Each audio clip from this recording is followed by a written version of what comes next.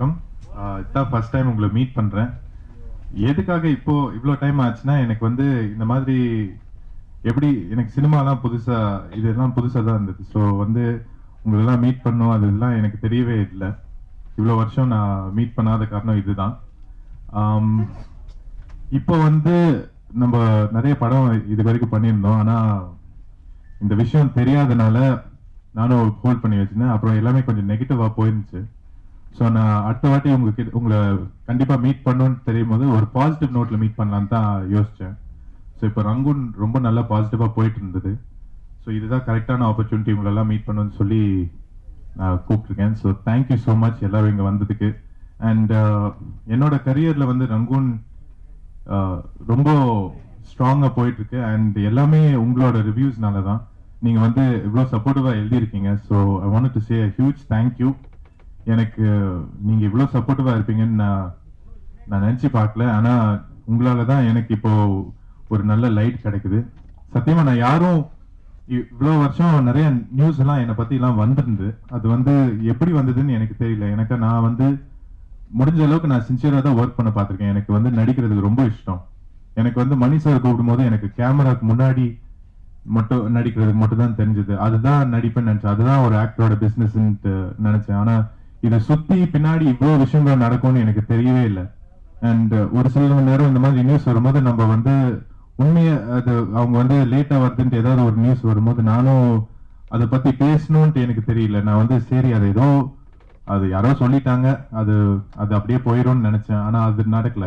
போக போக என்ன ஆயிடுச்சு, இது கொஞ்சம் சீரியஸான விஷயமாயிடுச்சு. நான் ப்ரொடியூசர்ஸ் எல்லாம் போய் மீட் பண்ணும்போது அவங்க எல்லாம் சொல்லுவாங்க, உன்னெல்லாம் நீ வந்து இப்படி லேட்டா வரையா ஆட்டிடியூட் காமிச்சுன்னா நம்மலாம் எப்படி பிசினஸ் பண்ண முடியும்னு சொல்ல ஆரம்பிச்சிட்டாங்க. நானும் யோசிச்சேன், அப்போ இவ்வளோ சீரியஸா இந்த விஷயம்லாம் நடந்துருந்து. ஸோ இதுக்கு கண்டிப்பா ஏதாவது ஒரு பதில் கொடுத்துதான் ஆகணும்னு சொல்லி தான் இப்படி மீட் பண்ணியிருக்கேன். ஸோ தேங்க்யூ ஸோ மச் உங்க சப்போர்ட்டுக்கு. இப்போ ஏதாவது கேள்வி இருந்தாலும் நீங்க கேளுங்க, நான் ஓப்பனா பதில் சொல்றேன். முடிஞ்ச அளவுக்கு ஆனஸ்டா இருப்பேன். So thank you so much. And yeah sir அப்படின்னா இல்லை சார். நம்ம இப்போ என்ன ஆச்சுன்னா லாஸ்ட் மினிட் நம்ம ரங்கூனுக்கு ஏதோ ஒரு இன்டர்வியூ வச்சிருந்தாங்க. ஸோ டைரக்டர் வந்து கேட்டதுனால தான் நான் அங்கே சீக்கிரமா ஓடி போய் முடிஞ்ச அளவுக்கு சீக்கிரமா முடிச்சுட்டு வந்தேன். நம்ம வந்து டைரக்டா வீட்லேருந்து வரல, ஆக்சுவலாக ஒர்க்லேருந்து தான் வந்துட்டோம். So sorry if that is an issue. ஆனால் இதுக்கு மேலேயும் நான் இப்போ ஷூட்டுக்கு போகணும். அது வந்து that shoot is happening in near Vandalur VIT college. So இது சீக்கிரமா முடிச்சுட்டு நான் கிளம்பணும். ஸோ ஒன்னா ஒர்க்கில் தான் போயிட்டு இருக்கோம். நம்ம வந்து தெரிஞ்சு இப்படிலாம் லேட்டா வருது இல்லை, உண்மையாக தான் ட்ரை பண்ணிட்டு இருக்கோம் சார். இப்போ வந்து நான் ஒரே ஒரு படம் தான் இப்போ ஷூட்டிங் பண்ணிட்டு இருக்கேன் சார். ஒரு நல்ல நாள் பார்த்து சொல்றேன். ஆனா அது மீறி நான் ஒரு யுவன் தந்திரன், ஹரே ஹரே மகாதேவ், இந்திரஜித் எல்லாமே ஷூட்டிங் முடிச்சிருக்கேன் சார். சிப்பாயின்னு ஒன்று வந்து இன்னும் பெண்டிங்ல இருக்கு. அது ஒரு 90% முடிஞ்சது. அண்ட் ஆப்வியஸ்லி நம்ம கண்ட்ரோல் இல்லாத விஷயங்கள்னால தான் அது கொஞ்சம் நின்று போயிருக்கு. பட் இருந்தாலும் ரங்கூன் நல்லா பாசிட்டிவா போறதுனால டைரக்டர் எனக்கு ஃபோன் பண்ணி வில் ஸ்டார்ட் அப்படின்னு சொல்லியிருக்காரு. இப்போ ஒரே ஒரு ஷூட்டிங் தான் போயிட்டு இருக்கு சார். 10 ஃபிலிம்ஸ் ஒர்க் பண்ணியிருக்கேன். அது என்ன லெசன் கத்துக்கிட்டேன்னா, கண்டிப்பா நம்ம கேமராக்கு முன்னாடி இருக்கிறது மட்டும் இல்லாம நிறைய விஷயம் அது சுத்தி இருக்கு. கண்டிப்பா நம்ம வந்து போனை யூஸ்வலா ஆஃப் பண்ணி வச்சிருவோம். அதனால நிறைய பேர் என்ன ரீச் பண்ண முடியலன்னு சொல்றாங்க, கம்ப்ளைண்ட் பண்றாங்க. அது வந்து ஒரு கெட்ட பழக்கம்னு நினைக்கிறேன். அது கண்டிப்பா உடைச்சிடணும். அது இனிமே கண்டிப்பா உடைச்சிருவேன் அந்த பழக்கத்தை.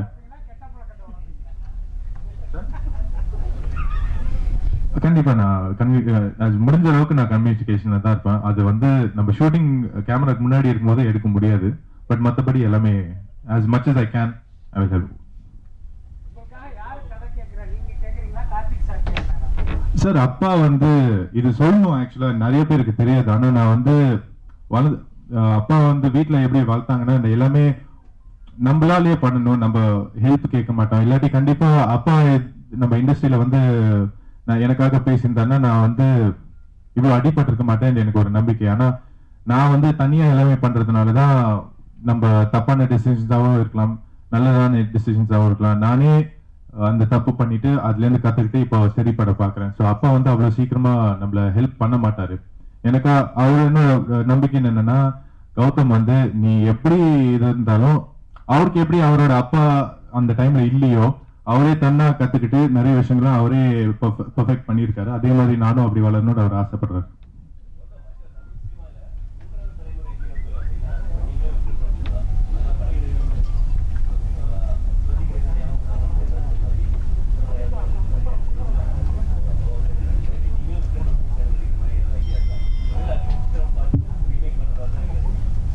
அக்னி நட்சத்திரம் நான் தொடவே மாட்டேன்.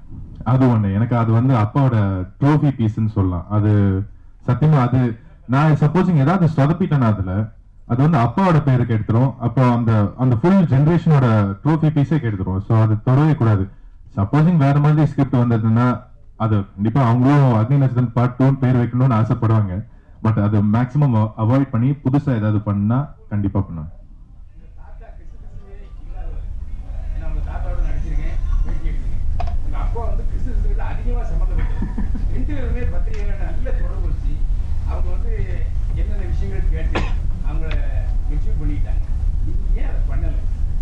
சார் இப்பதான் ஒன்னொன்னா கத்துக்கிட்டு இருக்கேன் சார். ஸோ இப்போ எனக்கு கொஞ்சம் டைம் கொடுத்தீங்கன்னா நானும் கொஞ்சம் கேர்ஃபுல்லா எல்லாமே ஸ்டடி பண்ணி நல்லா பேசிடுவேன் உங்ககிட்ட.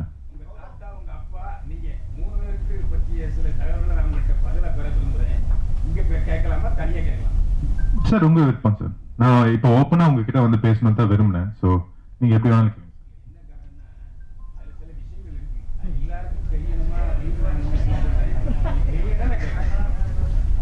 எனக்கு வந்து சினிமா இப்பதான் வந்திருக்கு சார்.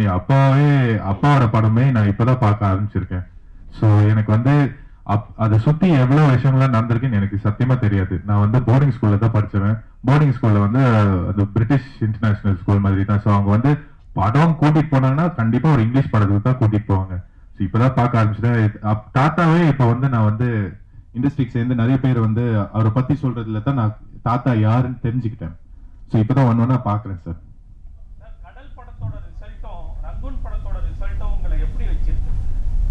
சார் கடல் படம் ரிசல்ட் வந்து நான் வந்து என்ன அஃபெக்ட் பண்ணல சார். எனக்கு கடல் வந்து எனக்கு ஒரு ஒரு வாழ்க்கை கொடுத்தது.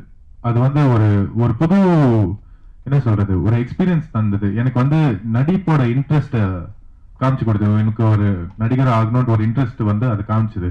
ரங்கூனோட ரிசல்ட் தான் இப்போ வந்து ஃபர்ஸ்ட் டைம் நான் சக்சஸ்ஃபுல்னு சொல்றேன். இப்போ ஒரு பாசிட்டிவ்ல என்னை கொண்டு வந்திருக்கு. ஸோ இது கண்டிப்பா எனக்கு ரொம்ப ஸ்பெஷலா இருந்தது. அந்த படமும் எனக்கு ரொம்ப ஸ்பெஷலா இருந்தது சார்.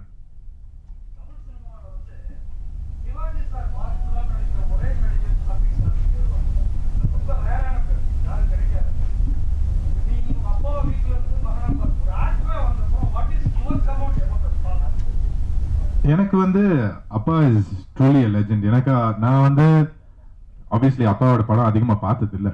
ஆனா நான் இப்ப வந்து எனக்கு தெரிஞ்ச விஷயம் எல்லாம் அவர் வந்து சரி என்ன முன்ன பின்ன அந்த மாதிரி ஒர்க் எல்லாம் இருக்குன்னு சொல்லுவாங்க அப்பாவோட ஒர்க். ஆனா அவர் வந்தாருன்னா ஒரு 1 hourல எல்லா வேலையும் முடிச்சுட்டு போயிடுவாரு. எல்லாருமே ஹாப்பியா தான் இருப்பாங்கன்னு சொல்றாங்க.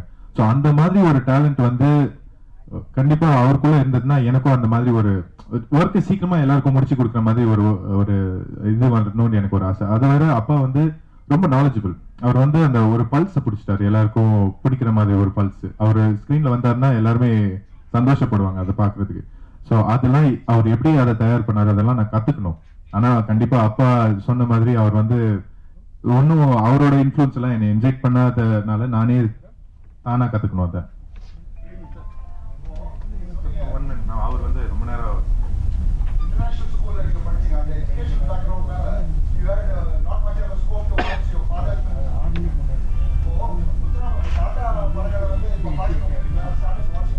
ஆமா சார். நான் இப்பதான் பார்க்க ஆரம்பிச்சிட்டேன். காதலிக்க நேர்மையில எல்லாம் பார்த்துட்டு இருந்தேன். இப்போ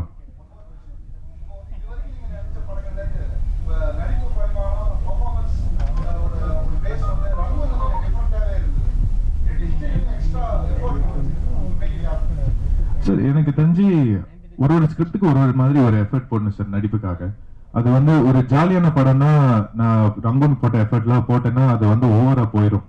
ஸோ அந்த மீட்டர் கரெக்டாக கெஸ் பண்ணும். அந்த மீட்டரை வந்து ஃபைன் டியூன் பண்றதுக்கு அந்த மாதிரி ஒரு டைரக்டர் தேவை சார். அந்த டைரக்டர் வந்து என்னை கரெக்டாக புரிஞ்சுக்கிட்டு நான் எவ்வளோ கொடுக்கணும் எவ்வளோ கொடுக்கக்கூடாதுன்ட்டு அந்த மீட்டரை அவர் கரெக்ட் பண்ணாரு. அதே மாதிரி நம்ம சிப்பாய் சரவணன் டைரக்டரும் அதே மாதிரி தான் என்ன மோல்ட் பண்ணியிருந்தார். அதனால தான் அந்த ட்ரெய்லருக்கும் அவ்வளோ பாசிட்டிவான ஒரு வைப் இருந்தது எனக்கு நம்பிக்கை. கடல்லையும் அதே மாதிரி தான். ஸோ நான் வந்து ஸ்கிரிப்டை மீறி டைரக்டரும் கரெக்டா பிளான் பண்ணி பார்த்துட்டேன்னா எனக்கு தெரிஞ்சு ஒரு சேஃப்டியா நான் வளர முடியும்.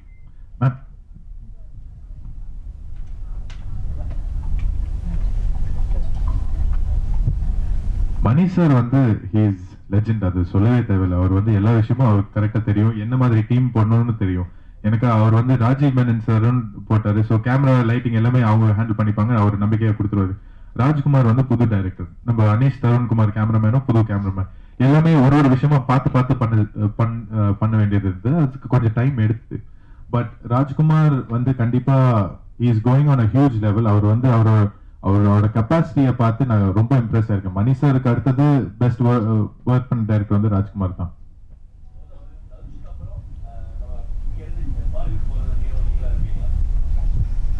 சார் எனக்கு ஹிந்தி சுத்தமா தெரியாது சார்.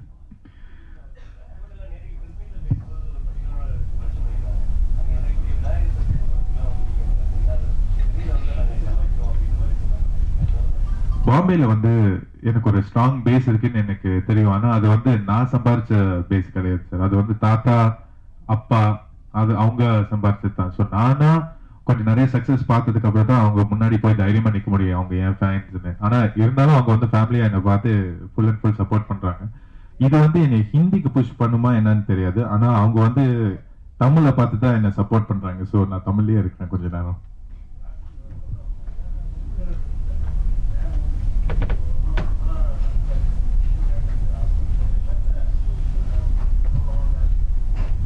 சார் நியூ டைரக்டர்ஸ் வந்து ஒரு சில பேருக்கு வந்து ரொம்ப ஒரு ஸ்ட்ராங்கான சென்ஸ் இருக்கு சார். இப்போ ராஜ்குமார் சார் வந்து அந்த மாதிரி அவர் நரேஷன் ஸ்டைல்லே பாத்தீங்கன்னா ரொம்ப ஸ்ட்ராங்கா இருந்தது. ஸோ எனக்கு தெரிஞ்சு புது டைரக்டர் கிட்ட போறது தப்பே இல்லை. எனக்கு அவங்க பேக்ரவுண்டை பார்க்கணும், அவங்க ஒர்க்கை பார்க்கணும். ஸோ நான் ரொம்ப ஓப்பனா இருக்கேன் புது டைரக்டர் புது ஸ்கிரிப்ட் எல்லாம் ஒர்க் பண்றதுக்கு. ஸோ ஐ திங்க் பழைய டைரக்டர் பண்ணாங்கன்னா அவங்க பயங்கர எக்ஸ்பீரியன்ஸோட வருவாங்க, நம்மளுக்கு நிறைய சொல்லி கொடுப்பாங்க. புது டைரக்டர் கூட போனா நம்ம ரெண்டு பேரும் சேர்ந்து வளரலான்ட்டு எனக்கு ஒரு நம்பிக்கை.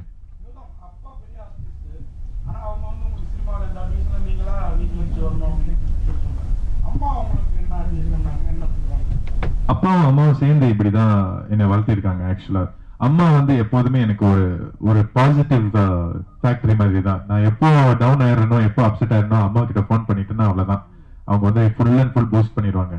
ஸோ அம்மா வந்து எனக்கு எப்போதுமே ஒரு எனர்ஜி கொடுக்கக்கூடியவங்க. So ma'am that's not true ma'am. இல்ல ஓப்பனா சொல்லிடலாம் மேம், எனக்கு கண்டிப்பா லவ் மேரேஜ் தான் ஆகும். அது கொஞ்சம் டைம் இருக்கு. அதெல்லாம்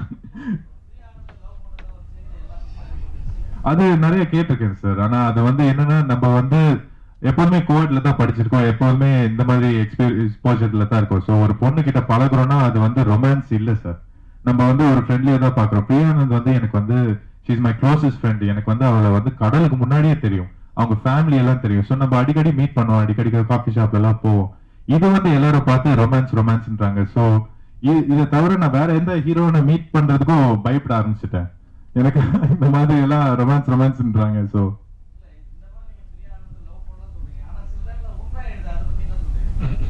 அது எனக்கு தெரியாது சார், அது வந்து தலையில எழுதுனது தான். சப்போசிங் நம்ம ரெண்டு பேரும் ஃபியூச்சர்ல கல்யாணம் பண்ணா அது ஒண்ணு, சப்போசிங் அது இல்லைன்னா இல்ல.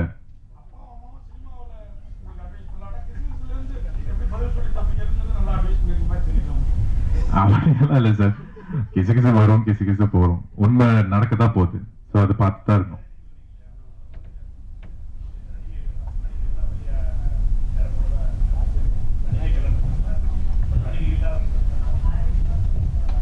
எனக்கு வந்து அது எப்படி வந்தாலும் அது லவ்ன்ற ஒரு விஷயம் வந்துச்சுனாலே போதும்ல சார். ஸோ அவங்க நடிகரா இருந்தாலும் பரவாயில்ல, வெளியிருந்து வந்தாலும் பரவாயில்ல, அது ஒரு சின்சியரா நம்மள நல்லா பார்த்துட்டாலே போதும்.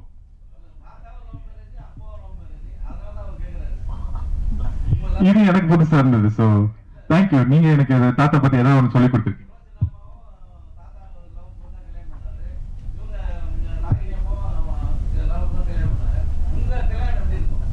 அப்போ இதே ட்ராக்ல தான் போகும்னு நினைக்கிறேன் சார்.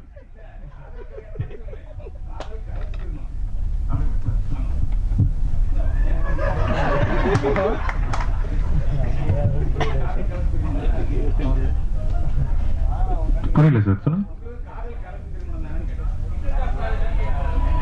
இன்டர்காஸ்ட் அதெல்லாம் யாரு பாக்குறா சார் இப்பெல்லாம்? அதெல்லாம் பாக்குறது இல்ல சார். லவ் வந்துச்சுனாலே போதும், நம்மள நல்லா பாத்துக்கிட்டாலே போதும். ஆனா அது வந்து டைம் இருக்கு, நம்ம வந்து அட்லீஸ்ட் ஒரு 35-40 தாண்டினா அதுக்கப்புறம் கல்யாணம் பண்ணா போதும். ஐ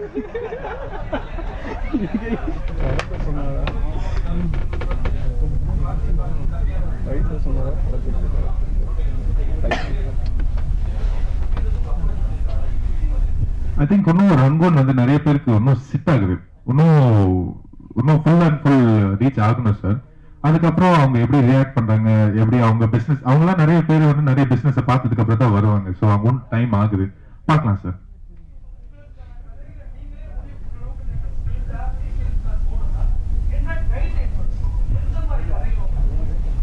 சத்தியமா நான் வந்து ஸ்கில்டுன்னு சொல்ல முடியாது. எனக்கு நான் என் ட்ராக்கை பார்த்தீங்கன்னா உங்களுக்கு தெரிஞ்சிடும். நான் கொஞ்சம் ஒரு சில 2-3 மிஸ்டேக்ஸ் பண்ணியிருக்கேன். பட் அது ஒன்னொன்னா கத்துக்கிட்டே வரேன். எது ஆடியன்ஸ் பிடிக்கும், எது ஆடியன்ஸ் பிடிக்கும். நான் வந்து first and foremost best advice வந்து படம் நிறைய பார்க்க ஆரம்பிச்சிட்டேன் நான் இப்போ. ஸோ நிறைய தேட்டருக்கே போவேன், நிறைய விஷயங்களா பார்த்து ஆரம்பிச்சேன். எது ஆடியன்ஸ் பிடிக்குது, எது ஆடியன்ஸ் பிடிக்காது. எனக்கு ஒரு இங்கிலீஷ் படம் பார்த்த பையன் வந்து இங்க வந்து சர்வை பண்ண முடியாது, அது ஒன்று நல்லா தெரிஞ்சுக்கிட்டேன். ஸோ மெதுவா நிறைய நம்ம ரீஜனல் படங்கள்லாம் பார்க்க ஆரம்பிச்சிட்டேன். ஸோ இந்த ட்ராக்லயே போனேன்னா பாசிட்டிவா போவேன்னு எனக்கு ஒரு நம்பிக்கை இருக்கு.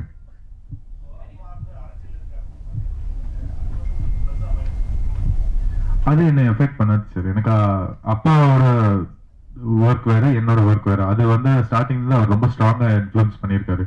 தம்பியை வந்து இதுல இன்வால்வ் ஆகக்கூடாது, இது சம்பந்தப்பட்ட தம்பிக்கும் போகக்கூடாதுன்னு ரொம்ப ஸ்ட்ராங்கா சொல்லியிருக்காரு. என்னை தம்பின்னு தான் கூப்பிடுவாரு. அப்பா நானும் வந்து ரொம்ப டைம் ஆகும் மேம் சேர்ந்து நடிக்கிறதுக்கு.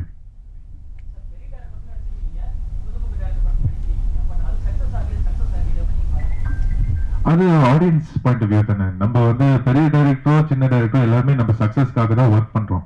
அது மட்டும் டைரக்டர் மட்டும் இல்லாம இந்த ஃபுல் டீமே எல்லாருமே ஷூட்டிங் ஸ்பாட்ல யாரெல்லாம் எவ்வளவு ஹார்ட் ஒர்க் பண்றான்ட்டு நான் கண்ணால பாத்திருக்கேன். ஸோ அது ஒன்னு சக்சஸ் ஆகுதுன்னா யாரெல்லாம் கஷ்டப்படுவாங்களாவும் பார்த்திருக்கேன். ஸோ இது வந்து கண்டிப்பா நம்ம கையில இல்ல, இது எல்லாமே ஆடியன்ஸ் கையில தான்.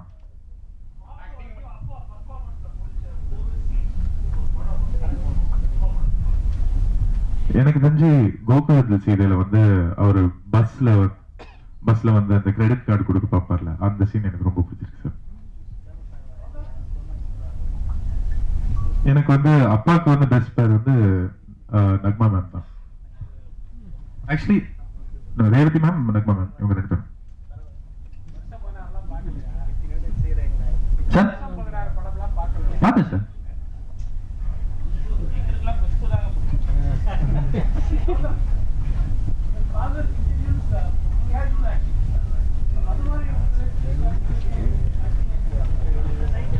சார் கேஷுவல் ஆக்டிங்கும் ஒரு டிஃப்ரெண்ட் டைப் ஆஃப் ஆக்டிங் தான். நான் வந்து முடிஞ்ச அளவுக்கு எவ்வளவு டிஃப்ரெண்டா நடிக்க முடியுமோ நான் பாக்குறேன் சார். ஸோ என்னோட சாய்ஸஸ் தப்பா இருந்தாலும் என்னோட நடிப்புல வந்து எப்போதுமே ஏதாவது ஒன்று டிஃப்ரெண்டா ட்ரை பண்ணிட்டு இருக்கேன். நீங்க பாத்தீங்கன்னா உங்களுக்கு தெரிஞ்சிடும்னு நினைக்கிறேன். நான் ஏதாவது ஒன்று ட்ரை பண்ணிட்டே இருக்கேன்.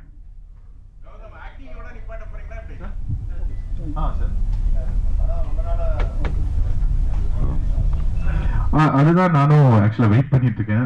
படம் எல்லாம் முடிஞ்சிருச்சு, ஷூட்டிங் எல்லாம் முடிஞ்சிட்டு. பட் ஆப்வியஸ்லி அதுக்கு பின்னாடி நிறைய விஷயங்கள்லாம் போகுது. இந்திரஜித்துக்கு வந்து கிராபிக்ஸ் எல்லாம் நிறைய தேவைப்படும். அண்ட் அதே மாதிரி ரங்கோனும் நிறைய வருஷங்களுக்கு அப்புறம் தான் ரிலீஸ் ஆகுது. இப்போ ஷூட்டிங் வந்து 2016 ஜனவரி முடிச்சோம்.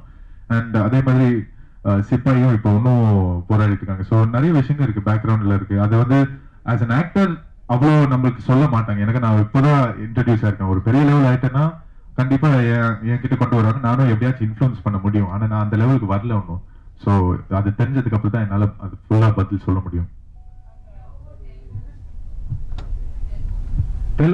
Telugu like Hindi for me ma'am. எனக்கு மெதுவா கத்துக்கிட்டு இல்ல as in not பாலிவுட். ஆனா எனக்கு ஹிந்தி தெரியாது, தெலுங்கும் தெரியாது. ஆனா மெதுவா அதை கத்துக்கிட்டு வந்து maybe I will do, I don't know.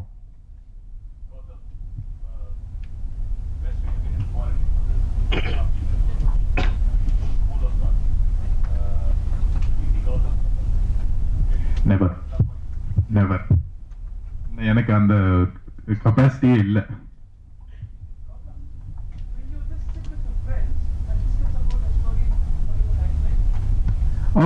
there are a few ஒரு 2-3 வெல் விஷர்ஸ் இருக்காங்க எனக்கு இண்டஸ்ட்ரியில.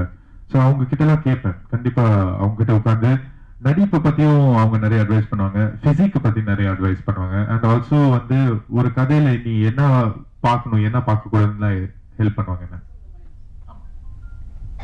கேட்ட கதை யார்கிட்டயாவது டிஸ்கஸ் பண்ணுவீங்களா? ஃபர்ஸ்ட் நான் டிஸ்கஸ் பண்ணவே இல்லை சார். ஆனா இப்போ வந்து என்னோட டைரக்டர் ராஜ்குமார் இல்லாட்டி பாலாஜி, ஆர்ஜே பாலாஜி இவங்க கிட்ட எல்லாம் ஃபோன் பண்ணி கேட்பேன் சார். கேட்கவே இல்லை சார். சார் எனக்கு வந்து என் பெஸ்ட் ஃப்ரெண்ட் வந்து இப்போதுக்கு வந்து there are 3 people that suit that category sir. நீங்க இண்டஸ்ட்ரி தானே கேட்குறீங்க. இண்டஸ்ட்ரியில வந்து டெஃபினட்டா வெல் பெஸ்ட் ஃப்ரெண்ட்ஸ் நிறைய இருக்காங்க. அவங்கெல்லாம் ஒருத்தரா சொல்லிட்டுனா தப்பா போயிடும். ஸோ இண்டஸ்ட்ரியில வந்து எனக்கு வந்து என் ரங்கூன்ல 2 பேர் நடிச்சவங்க, டேனியும் லல்லு அண்ட் இவரு RJ Balaji sir. Best music director I like கண்டிப்பா நம்ம ஆர்எஸ் விக்ரமோ விஷால் சந்திரசேகர் அவங்க கூட தான் அதிகமா இன்டராக்ஷன்ஸ் வச்சிருக்கேன். So they are very close. நீங்க படிச்ச படங்களை உங்க அப்பாவே பார்க்கவே இல்லையா? இது வரைக்கும் பார்த்திருக்காரா? 2-3 படம் பார்த்திருக்காரு சார். கடல் ஒன்று பார்த்திருக்காரு அண்ட் ஐ திங்க் வைராஜவை பார்த்திருக்காரு. அவரோட ரிவ்யூ என்ன? டூ யுவர் பெஸ்ட் தான் சொல்லியிருக்காரு.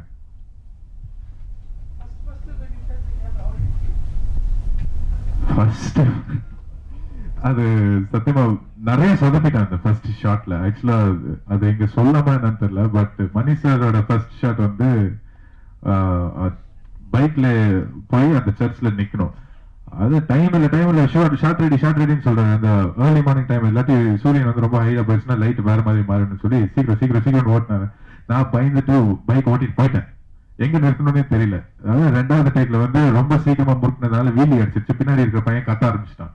ஸோ அந்த மாதிரி சொல்றேன். அதுக்கப்புறம் சார் வந்து இல்லடா நீ இப்படி வரணும், இங்க வந்து நிக்கணும், அதுக்கப்புறம் பைக்கை நிறுத்திட்டு இப்படி போகணும் அப்படின்ட்டு ஒரு ஷாட்டை சொல்லி கொடுத்தாரு. அந்த பயத்துல எனக்கு ஒண்ணுமே புரியல. அதுக்கப்புறம் தான் அந்த ஷாட் ஓகே பண்ணும். இதுதான் என்னோட ஃபர்ஸ்ட் எக்ஸ்பீரியன்ஸ். நிறைய சொதப்பிட்டேன். Thank you all so much. கண்டிப்பா உங்க சப்போர்ட் இருந்ததுன்னா